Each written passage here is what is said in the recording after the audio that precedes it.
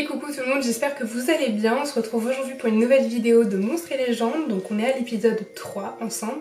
Et aujourd'hui, dans cet épisode, j'ai voulu m'inspirer un peu des fêtes de Noël et des fêtes de Yule parce qu'on est à la période, on est au mois de décembre.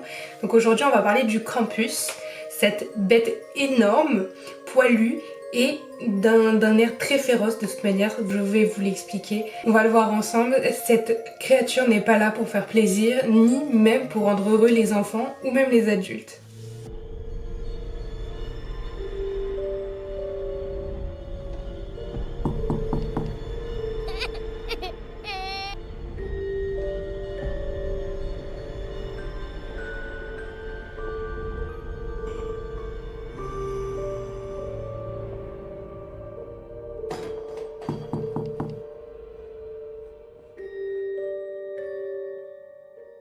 Dans les montagnes d'Allemagne et d'Autriche, lorsque les nuits deviennent plus longues que les jours, un ancien esprit se réveille.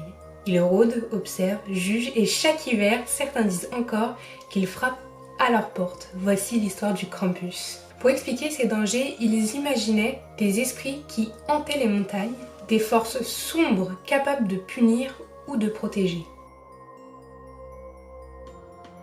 Parmi ces esprits, un esprit dominait tous les autres. Une créature, mi-homme, mi-bête, une incarnation du chaos universel, un gardien brutal, chargé du maintien d'un équilibre fragile entre l'ordre et le désordre. Lorsque le christianisme s'étendit dans les Alpes, à savoir que les croyances du Krampus viennent avec les croyances païennes. Cependant, elles furent transformées. Le Krampus devient alors l'opposé de Saint Nicolas. Lumière contre l'ombre, la récompense contre la punition. Ainsi naquit la tradition du 6 décembre Saint-Nicolas, récompense les enfants sages, et la veille, le 5 décembre, le Krampus, qui s'occupe de ceux qui n'ont pas écouté.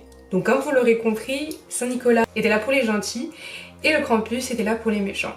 Le Krampus, lui, il est vraiment décrit comme un corps couvert de poils noirs. Tout va dépendre des versions, mais généralement dans cette version-là, on trouve souvent des poils noirs, deux grandes cornes de bouc, des sabots fendus, une langue trop longue pour être humaine et des chaînes, ancien symbole de son asservissement dans les ténèbres. Un fouet de branches de bouleau appelé rut et parfois un sac ou un panier dans lequel il emmène les enfants désobéissants. Ces croyances ne furent pas effacées. Cette histoire du Krampus, elle est née dans les Alpes. Et aujourd'hui, elle concerne l'Allemagne et tout le côté qui va s'en suivre avec la Suisse et même le nord de l'Italie. Et dans ces périodes de fête, ces territoires, des personnes se déguisent en Krampus.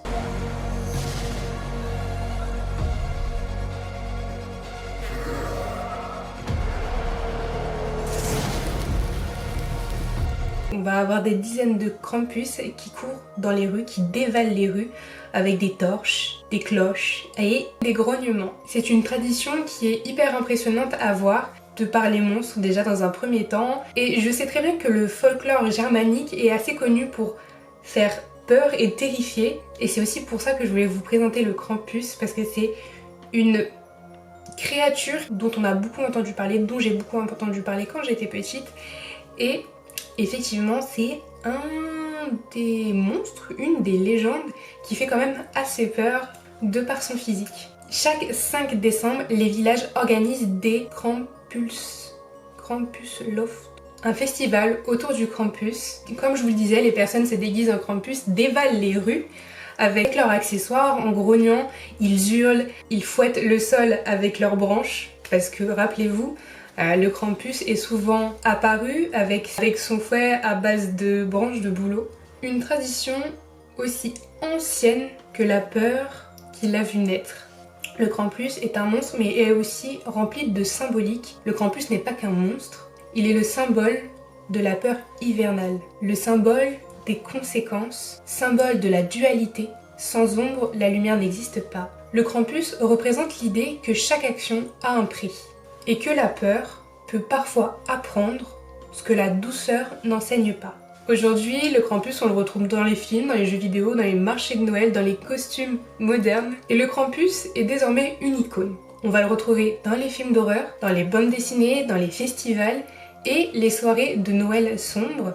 Mais derrière ce masque démoniaque se cache une tradition millénaire, un fragment de l'ancienne Europe qui refuse de disparaître. Car dans les Alpes, l'hiver n'appartient pas qu'aux hommes, il appartient surtout à l'ombre. Donc comme je vous l'ai dit, le Krampus, on va énormément le retrouver aujourd'hui dans les films, les jeux vidéo ou dans les festivals. Mais entre le XVIe et le XVIIIe siècle, on va souvent retrouver la figure du Krampus dans les gravures et les illustrations. Déjà à cette époque-là, on parlait énormément du Krampus. Dans les archives régionales des Alpes bavaroises et autrichiennes, on trouve des gravures en bois du XVIe siècle. Elles représentent des créatures cornues accompagnant Saint Nicolas. Elles sont considérées comme les premières représentations anciennes du Krampus. Il y a même des récits religieux qui mentionnent des démons d'hiver. Les moines décrivaient et rédigeaient des rituels pour le bannir. Ces textes ont été conservés dans plusieurs monastères des Alpes. On va aussi également retrouver des cartes postales du 19e et du 20e siècle. Ce sont des cartes postales très populaires entre 1890 et 1914. Sur ces cartes postales, on y retrouve le Krampus en train d'effrayer les enfants, le Krampus avec une femme très souvent romantisée, le Krampus en démon grotesque et souvent des scènes punitives représentant la légende. On y retrouve aussi, dans les archives nationales d'Autriche, les collections folkloriques bavaroises, le musée de Salzbourg. Ces cartes sont une source majeure. Elles montrent comment le Krampus était désigné et montré à l'époque moderne. Certaines associations, comme les sociétés de costumes traditionnels, conservent des masques de Krampus datant du 18e et 19e siècle, mais aussi des costumes en poil de chèvre, des cloches artisanales et des instruments des tout premiers défilés. Ce sont des objets authentiques, parfois restaurés. Dans les archives historiques du Tyrol et de la Bavière, on y retrouve aussi des contes populaires écrits par des prêtres, dans lesquels ils décrivent le Krampus comme un démon domestiqué par Saint Nicolas. Des interdictions de fête du Krampus dans les années 1800. Certaines autorités religieuses avant avaient banni les défilés jugés trop violents, et aussi des témoignages des villageois. Ils racontent comment les jeunes hommes se déguisaient pour effrayer la communauté. On va avoir aussi des archives vidéo et photos datant du XXe siècle. Donc à partir des années 1950-60, on a des enregistrements des tout premiers défilés et festivals liés au Krampus dans l'époque moderne, des photos de masques traditionnels, des documentaires sur le folklore allemand et autrichien. Et ces archives sont consultables dans les archives de la télévision autrichienne, dans les musées ethnographiques. Donc le Krampus est une légende qui s'est étendue à travers une bonne partie de l'Europe de l'Est. Et aujourd'hui encore, on peut retrouver ces traces de cette légende et de ce monstre qui a tant effrayé les enfants. Les archives qui existent nous permettent de prouver aujourd'hui que le Krampus est une tradition et une légende authentique vieille de plus de 500 ans, que son iconographie est stable depuis le 19e siècle et que cette créature fait partie du folklore alpin réel et pas seulement moderne. C'est la fin de cette vidéo. Si cette vidéo sur le Krampus t'a plu, n'hésite pas à mettre un like et à partager la vidéo, c'est très important.